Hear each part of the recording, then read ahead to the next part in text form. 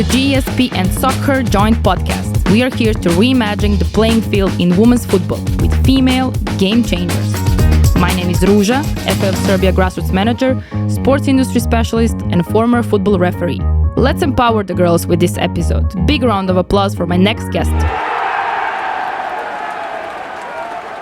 Today I have a pleasure to open this series of episodes by speaking with my dear colleague, football referee, and mastermind of investigation journalism from North Macedonia, Angela Rajchevska. Welcome to podcast. Welcome to GSP and Soccer Joint episode to kick off this amazing show. I have to thank our partners, the Women's Football Club Boris, for the opportunity to speak with one of the best female referees from North Macedonia, according to comments on social media. So what can you tell about that? And welcome again. I'm really glad to be here. Thank you for the warm announcement and introduction. For myself, I wouldn't agree that much with that, but it's good to hear it. Well, that is something I found. So it's not only you who are good in investigating, it's myself as well. Well, firstly, how are you? How do you feel today? Not games for you this weekend? Well, not exactly, because we are in the middle of the preparation for the next season. So it's only trainings these days. Not many matches, only on television. So we are hopefully going to pass the exams and then have the season started.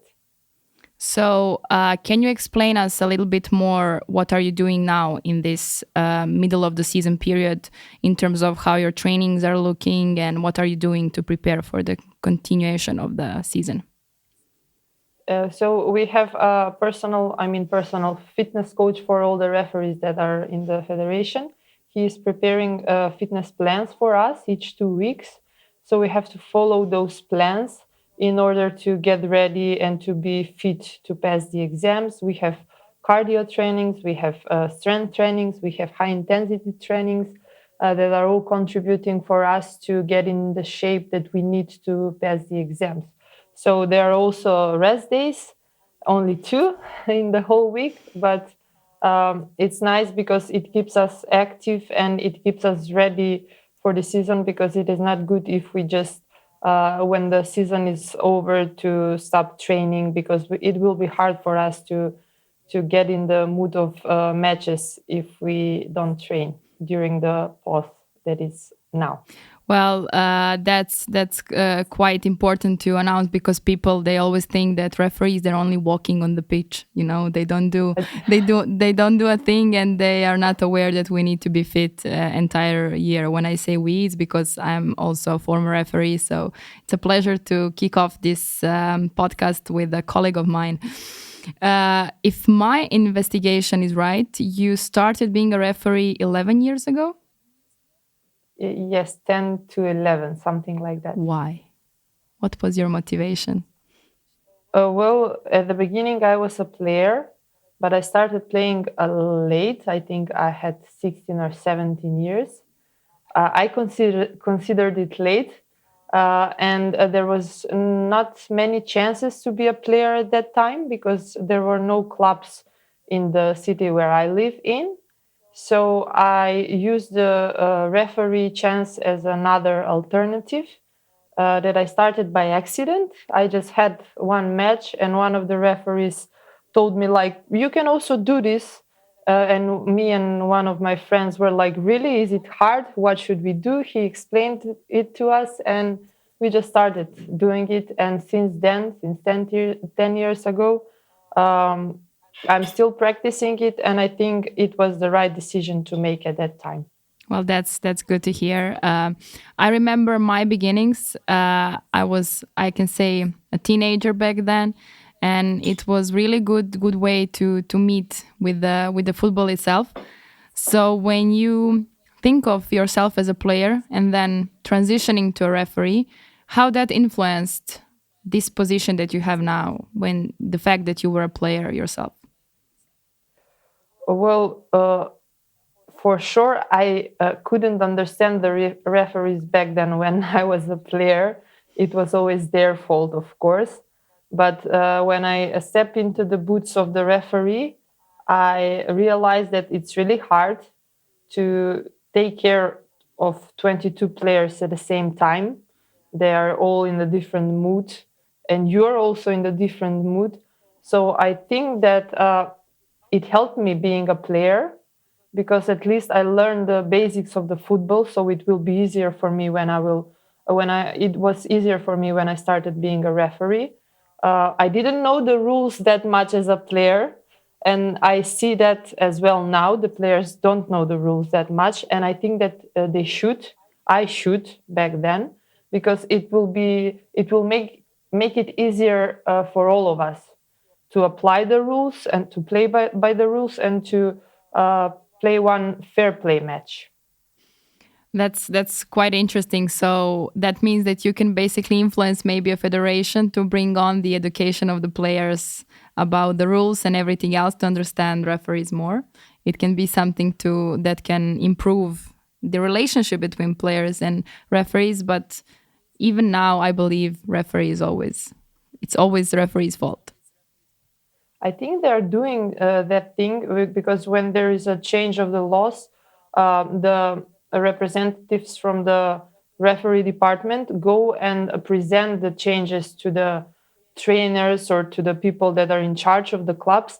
But I think that that stops there. I think that it would be better if those people then go to their players and explain them. So then the whole mission, the whole story will have an end. But with ending only in the people that are in charge, I think there is no effect. Well, this is something good to hear and good to know, and we will mention this to a project leader to pass the note to UEFA and FIFA for these suggestions. But speaking about your beginnings and everything you have done when you started, how was the reaction of people around you, like your family, friends? Because in North Macedonia, I believe 10 years ago, when you said that, first of all, that you're playing football and then that you want to be a referee, it's not something that was mainstreamed. It wasn't, and it was hard at the beginnings because then it was a male sport. Now still it is, but not that much. For my family, it wasn't strange that much. For my father, for my brother, or for my grandfather, because they used to play football as well. But for the female part of my family, it was like, you can do anything else but that. But then they saw that I'm persistent in that. I want to do it, and they accepted it, and they supported me very much. For the environment, it was really strange 10 years ago to see a woman on the field, especially on the matches where there were little kids. They were like, really amazed that they see a lady out there. But as the years passed, as we continued to be present on the field, it became like an ordinary thing. There are still some people that are like still not accepting the fact that we can do matches as well. But I think it's the situation is getting better. Well, I believe that basically, whenever they want to hurt you, they may play that card to try to actually get you out of your comfort zone on the pitch. So I believe that, but it's good to hear that over a decade of you being a referee, you can feel and see the change. But did you feel any type of discrimination back then when you were beginning with this road? Was it a treatment with your colleagues a bit different than with yourself? Why I'm asking this because as maybe people are not aware, when you start being a referee, you're not only referee for female, you're also referee for male and at the male games, and at some point you divide and you just become female referees. But we can also see now that even the best female football referees are also the best, one of the best in the top men's leagues of their countries. So, was there any differentiation with men or different treatment with you when you were beginning back then? And what is the situation now? I don't know if we can consider it as a discrimination, but if I say they trusted us less, maybe we can consider it being being discriminated at that time. They just didn't trust our decisions. We were wrong all of the time. I mean, the players, the coaches, and everyone else. As for the colleagues, I think I didn't felt any discrimination at all. They accepted us. They are accepting us nowadays as well. Like we are equal with them. So I think it was just the players with and the coaches with those stereotypes they have in general for everything that women can do, and that applied to football as well.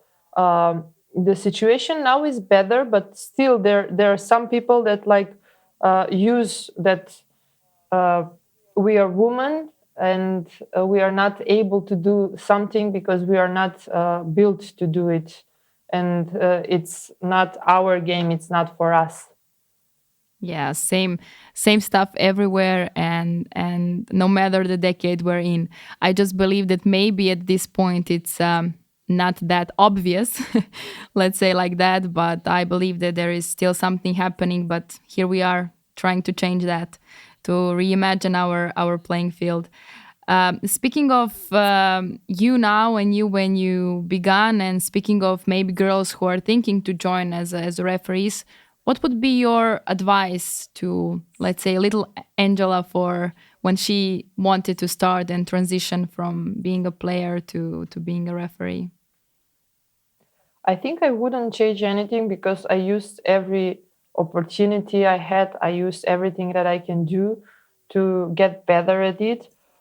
For every other woman and girl that wants to join, I would say that she should also be brave and she should use all the chances, and she shouldn't listen for the other people what they are saying, or they don't trust her. And I would say that she should be persistent because it will be hard. There will be troubles, but at the end, it's really worth it. And I would also ask for the environment to give a bit more support. It's not sometimes it's not just up to us. Sometimes we use everything that we can do, but if we don't have the conditions and we are not the people that are making them, it's really impossible to do it.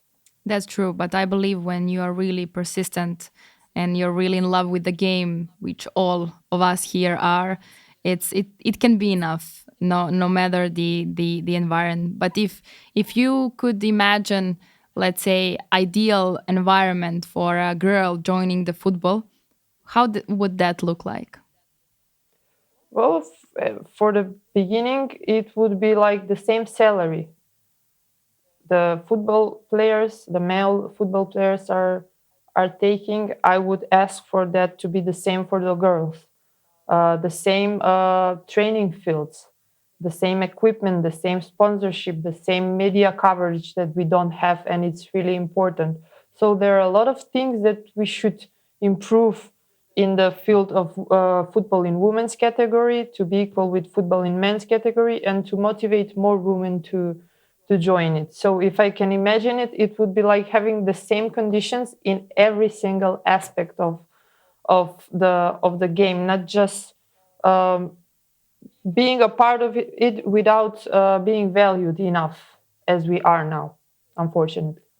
Yes, this is a really good conclusion, but I would like to emphasize this media part of coverage that you're speaking, since, as I read, you are master in journalism, you have a master diploma and degree in journalism. How that does it bothers you to see the way how media is ignoring female football players, and I mean athletes overall, in this field, and the way they're speaking about them? Because even when we look at the way how the best of the best are being introduced, it's more about their private life than about their performance. So, what is your, let's say, professional opinion on that, and how that can be changed? And if you did something on that area, please share with us.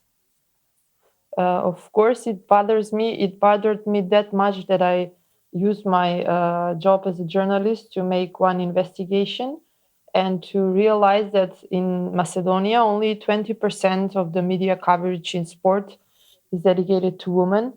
The other 80% is all about men in sports, which is a really, really negative starting point for each of us to get in the sports. So I think it can be solved by writing more about it. I do it in my daily life when I can, um, when I have space to do it, because I cover other sectors back where I work. I think that each media outlet should get it seriously, that it's a serious thing we do. It's really important, and it doesn't need to be attractive, because that's the hugest excuse they have. It's not attractive, that's why we won't cover it. That we should first cover it, and then with that, I think we will motivate the girls to play more attractively, and to get more audience to want to watch it. So I think, of course, with more coverage, but that needs sponsorship, and we don't have sponsorship. So it's just one magical circle that have to be fixed from each aspect to get to the point. Yeah, this is really interesting how you connected the audience, the sponsorships, the media, and everything. But I have to say that in women's football, we do not lack people and fans. We lack with the space to actually be present all the time for the players. Because, for example, if you want to find information from about the player at the moment in women's football, you need to visit from 8 to 10 places on the website. There is no such a place where all the information is gathered, or even, I mean, the search engine. If you type a name of one of the most popular players now, probably is gonna still bring you the information from 2019 or God knows when. So basically, yes, this is really something we should work on. And shout out to you for doing it through your job. But I also saw that you're quite active in as a volunteer. That you did a lot in a field of activism. Where does the passion come from in that area? I mean, we can see that you're quite multitasker. Yes, I used to be. I have to be honest, because at that times I was not that serious in my professional career as a referee, and I had a lot of time for activism and stuff like that. The passion came from, I don't know, the results that I was seeing, that I'm doing something good for the society. So with each activity that would end it successfully motivated me to do more and more. Now I unfortunately I'm not that multitasking, because the training sessions I mentioned before are like really demanding. I also have a full-time job that is also really demanding. And you So have a life. I don't, and I try to have a life in the meantime. So I don't have that much time for activism, but I think that things that I'm doing in the other fields now are really important and are contributing to the same ideals that I had back then.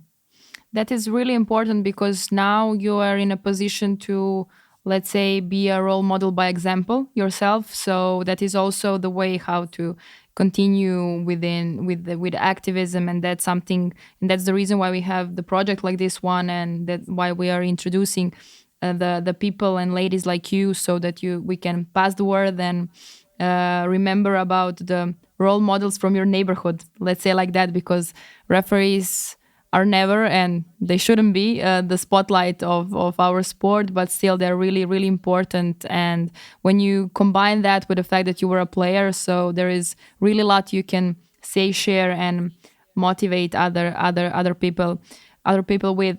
What is also really interesting in women's football, that ladies are not actually not losing the sense for the academical knowledge, and all the players are most of the time both playing football actively, or doing as working as referees, and also attending some universities and so on, which is not the case with the men's football. And we can say like that.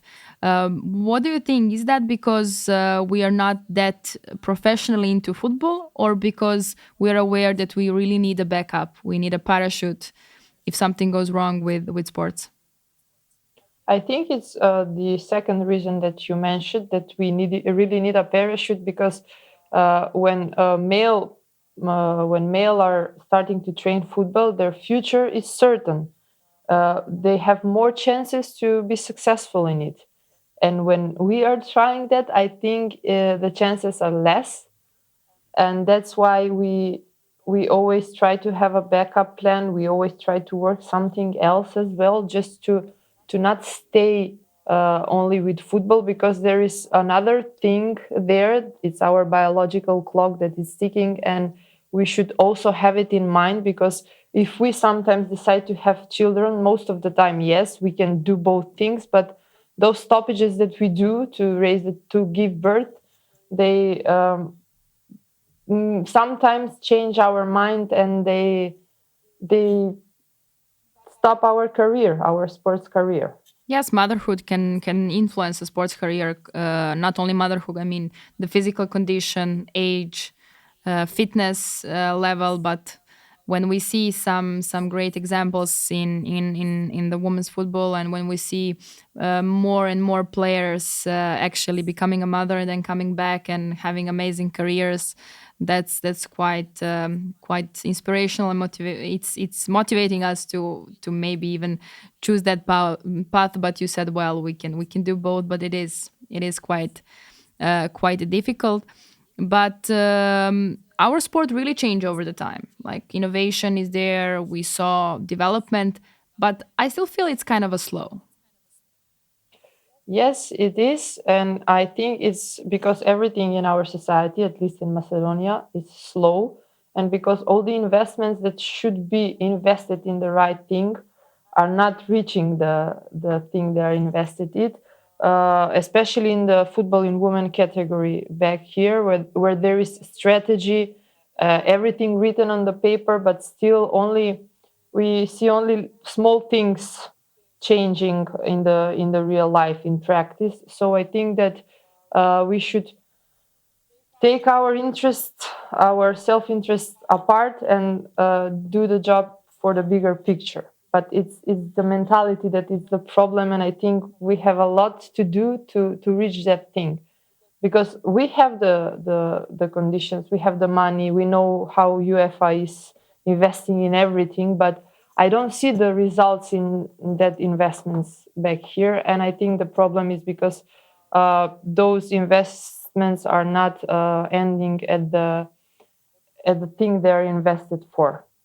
Well, yes, that is something I can quite align to, and but that's why we have project like this who are co-financed by European Union to actually support clubs and support federations who cannot maybe do that. But it's a quite of a fact that even though we see that money is there in women's football, in the end we don't see it in within girls, within clubs, within leagues, within, as you said, pitch conditions and everything else.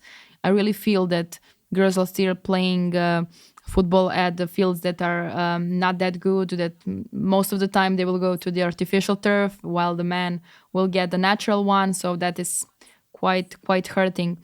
But if you could do something yourself, like if you will have a magic wand, or you will end up being a general secretary of Macedonian Football Federation, if anybody's listening, please take her into account, or maybe at least in the media department. What would you do? What would you change? Like, what would be your immediate reaction if somebody would give you that opportunity? I would just start doing the right things. I would like cut the nepotism that is there. I will put the right people on the right place, people that know what they need to do to improve the situation, I would make a good team that is working for the ideal of the game that we all love. Um, I would maybe invest more in education, the population about the importance of the gender equality in sport, especially in football. Uh, I would for sure use the money for what they need to be used. And I think just doing the right thing, doing what I do till now, would change the thing. I think the wrong people are now having the positions that are making the decisions. So I think if we make a cleanup of all of them, it would be better.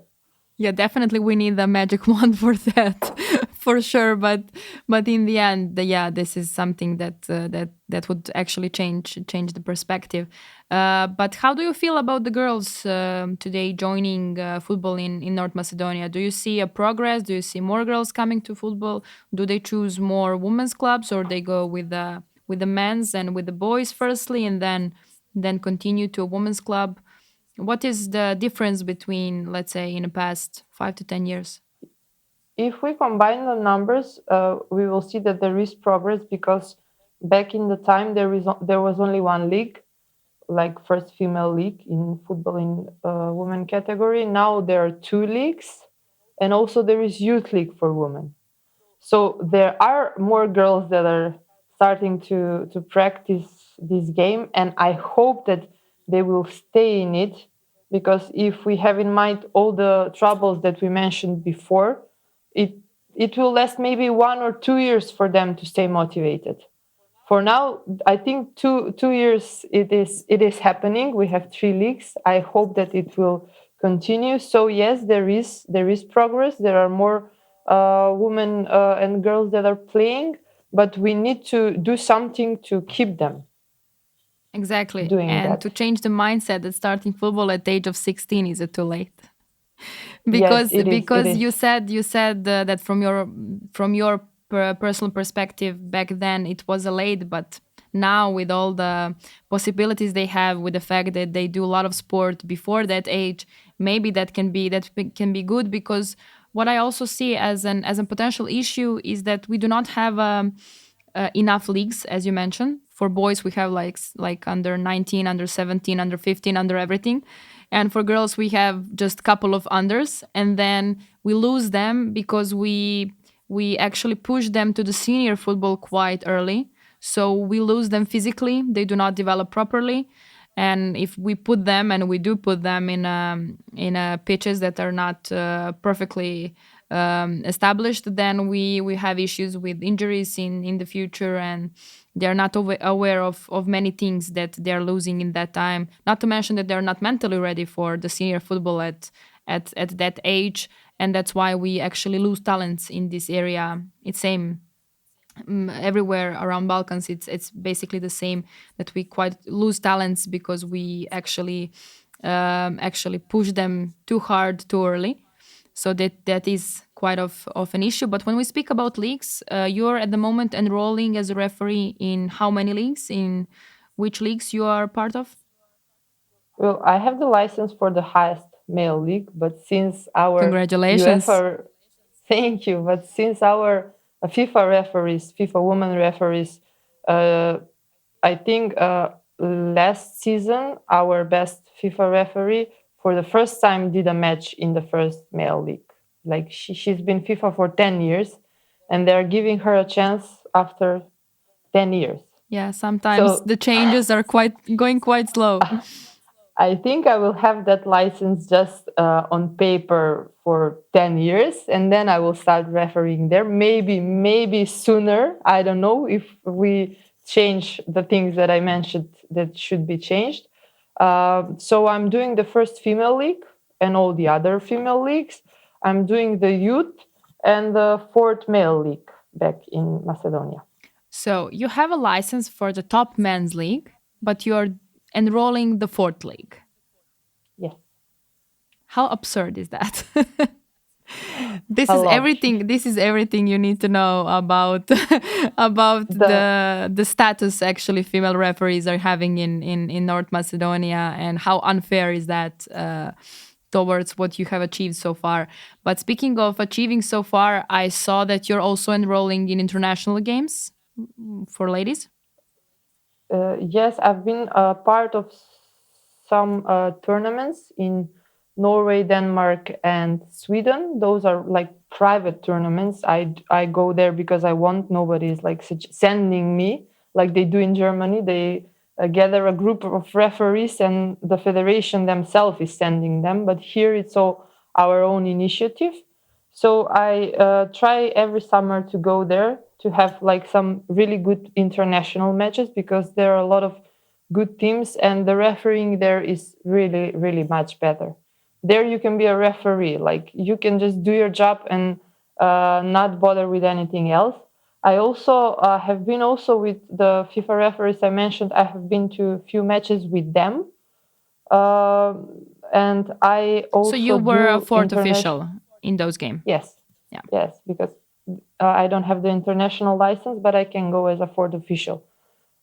And I'm also doing some friendly matches or some development tournaments here when they're happening in Macedonia. I'm part of the teams that are doing the matches as well. Well, this is quite nice, and I hope that you will get the international license as soon as possible. Thank But you. when we speak about the future, where do you see yourself within a women's football and women's game in, let's say, 5 to 10 years from now? Uh, it's a hard question. It is. But what Uh, are your dreams? Do you still dream about something in this sports of ours? well, of course, the license that you mentioned, it's a dream. So I will just keep To working for clarify to it. our audience, it's FIFA and UEFA license so that you can be a Yes, referee and yes, to not actually depend on other referees to be a part of international game as a fourth official. It means that if you're a FIFA referee, you can be assigned to any international game, both in Macedonia, North Macedonia, and outside of it. yes. That's the dream. Hopefully, it will make true soon. But considering the situation that we have here, I'm not sure about it. It's up to me to just keep working, at least for myself, and to stay persistent, and maybe one day that dream will come true. So at one point, I see myself as a FIFA referee. What's up to me, what I can do. But at the other point, considering the fact where I live, I also see myself only as a journalist that is writing about these topics and trying to contribute on the field of the journalism, not on the field of the football field. So there are two options. Anyway, I will stay in this field, and I will see which option we will. It will be the best if the both of the options are like stay. Well, personally, I believe it's going to be both. But professionally, I can say that please, or actually ask you to not speak about your contribution as a journalist or just only as a journalist, because it's a too much in a area and in era when everybody who is in charge are doing too little. So yes, this is quite of a deal to do actually in future for women's game, and I thank you on behalf of all the women in football for that. But speaking of women's football, what do you think? Where the game is going? In which direction? What is next that can happen? Quite of things happen, but still, I believe it's too slow. It is slow, but I think the way is like sure is well settled.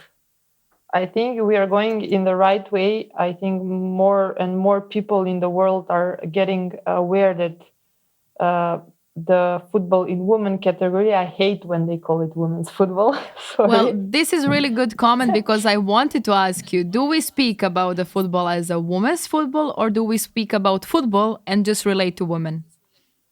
There are 17 roles, that laws of the game, them. It's the same for the men and for the woman.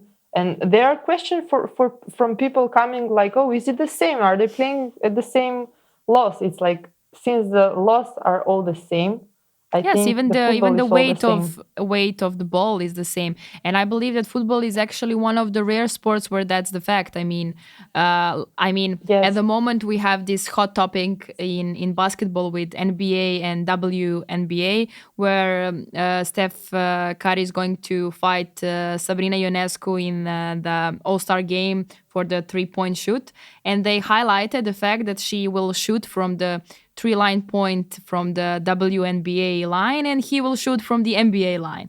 And she will do it with the women's basketball, and he will do with the men's basketball, which shows clearly that there are differences. But there, in our sport, we don't have differences. It's the same goal, same weight. It's basically it's everything is the same. everything. There we can say female basketball and male basketball, but here it's like, I used to call it football in women's category. And always when I'm writing in my text, I know it's a long word, but I try to write it as much as I can for people to see that it's not like they are not divided by, maybe it's just a linguistic problem, maybe it's nothing, but still the perspective the people gain is really different. I So mean, we have a FIFA Women's World Cup. We don't have a FIFA World Cup every 2 years, let's say like that, because if we look like that, it would be basically every 2 years we have a different FIFA World Cup, but we would call it the same. So I mean, it starts from the FIFA and UEFA. They have those distinctions as women's football and everything else. But I don't know in North Macedonia, but let's say in Serbia, when you read the laws of the game, speaking about them, they're always mentioned in a men's way. It's always like that. It's him. It's he. There is never you. I never saw she in any way. So it's quite interesting. Only she that you can see is when we have, let's say, rules and regulation about the league. So maybe if we're speaking about kids and some age, they would put that distinction. But anyways, we are him in yes, many ways. it's the same back here. It's everything is only in one gender, unfortunately. Yeah, so we also have to change that. We need to write this. This is a quite of an insight that we got Yeah, in this episode. I love it because these insights and this research will actually help us give some recommendation, and I mean even start another project on this area and speaking about linguistic, the way how is spoken, because I don't know if your country, but in my country, when you want to offend somebody, you say you play like a girl. oh, of course. Yes, But they yes, don't know when you play like a girl means can also mean that you're awesome. You're too good yes, in this yes. area. I hate when they say it, and they say it a lot, very often. But since I know how the girls can play, that motivates me. Yes, I play like a girl. Like, Exactly. that's a good thing for me. But it also starts maybe from home, because I believe that sometimes, because of my connection to football, my father would consider me more a son than a daughter or even a mom. So I don't know if it's the same in your family, but in mine was like that. So basically, when we now look on all those factors, I mean, FIFA and UEFA are clearly speaking about the women's game as a women's football. In our culture is like, if you are doing something that is boys related, then you are a tomboy or you are like a son, and in the media as well. So basically I believe that there is a quite of a narrative that we have to change in all of those areas, and these are really good insights for us to move on with. And to conclude this amazing chat that I had with you, you inspired me a lot to think of what would be your message to maybe girls who are listening, or maybe girls who change their are thinking of changing their direction within football or any sport, or maybe thinking of some jobs that are more male related than female. What would be your message to them? I would tell them to just keep going, to not give up on their dream, to try everything they can to reach the goal, and to follow their heart and train a lot. Yes, And girls. study as well. Yes, girls, train hard, but train like a girl. This is definitely something we can conclude with. Thank you very much, Angela, or Angela, whatever you want to call her. You're really somebody to look up to. And I'm really happy and will be following your path in our game moving on forward. But when I say our game, I mean football, no matter the gender. Thank you. I'm really glad being part of it. Thanks a lot. Big shout out to European Union for co-financing this project as a part of the cooperation partnership in field of sports.